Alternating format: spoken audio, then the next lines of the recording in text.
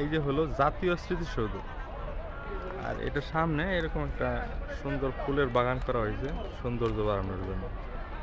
এখন মানুষ এই ফুলের বাগানে যায়, এই ফুলের বাগানে যাতে মানুষ না যায় এই জন্য একটা লোক রাখছে, সে আবার হচ্ছে ই বানাচ্ছে এইভাবে। এই যে লোকটা মাইক দিয়ে মানুষকে না করতেছে এখানে না যাওয়ার জন্য। এই হলো বিষয়। এখন এইটা কেমন, মানে এটা কিভাবে দেখো,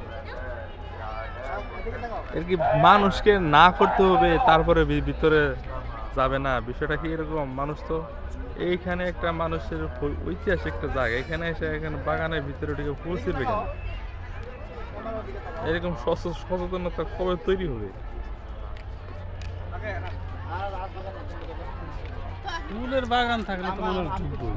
এটা তো আর ফুলের বাগান না, এটা এখানে সৌন্দর্য বাড়ানোর জন্য জিনিসটা করা হয়েছে।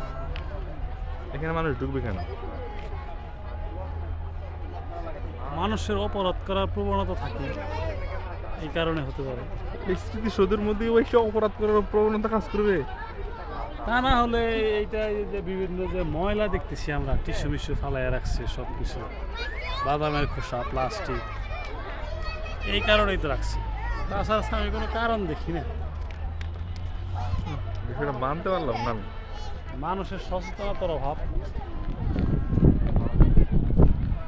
বাংলাদেশের মানুষ না সব জায়গায় অ্যাক্সেস আছে, এই জন্য মনে করো যে এই বিষয়টা তাদের মধ্যে কাজ করে যে আরে সকল জায়গায় সকল ফুল ছিঁড়ি কোনো সমস্যা যাই না। হোক, এটা কাম্য না। এরকম জাতিগতভাবে উন্নতি দরকার। এটা সত্য।